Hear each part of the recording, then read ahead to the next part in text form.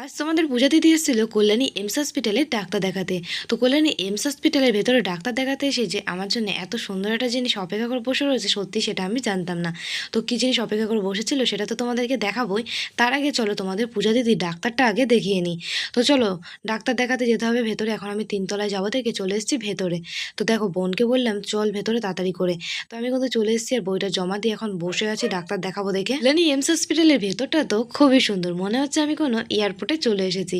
তো যাই হোক বন্ধুরা, ডাক্তার দেখানো হয়ে গেছে, ডাক্তার কিছু ওষুধ লিখেছে, তো সেই ওষুধগুলো নেবো দেখে এসেছিলাম লাইনের এখানে। তো এসে দেখি যা পরিমাণে লাইন রয়েছে, মনে হচ্ছে টানা 7 দিন ধরে লাইনে দাঁড়িয়ে থাকলেও এই লাইনই শেষ হবে না। তো ওষুধটা আজকে আমার আর নেওয়া হলো না, আর জিজ্ঞাসা করেছিলাম, বললো এই ওষুধটা নেই।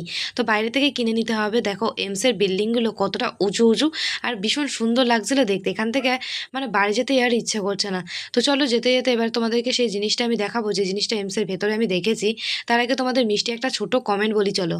তোমার ভিডিও দেখতে আমার খুব ভালো লাগে, আমার নামটা নিও বোন। দিদিভাই তুমি তো তোমার নামটা বলতেই ভুলে গেছো, নেক্সট বার তুমি তোমার নামটা বলো। তো থ্যাংক ইউ আমাকে এত সুন্দর একটা কমেন্ট করার জন্য দিদিভাই। আমার তরফ থেকে রইলো তোমার জন্য অনেক অনেক ভালোবাসা। তো দেখো এমসের ভেতরে ডাক্তার দেখিয়ে এখন কিন্তু আমি বাইরের দিকে চলে এসেছি। তো চলো সেই সুন্দর জিনিসটা এবার তোমাদেরকে দেখাই, যেটা আমি এমসের ভেতরে এসে দেখেছি। তো দেখো কত সুন্দর সুন্দর গাছ। তো তোমরা তো জানো তোমাদের পূজা দিদি গাছ কতটা ভালোবাসে, তাই জন্য এই গাছগুলোর সঙ্গে ছবি না তুলে আমি থাকতেই পারলাম না।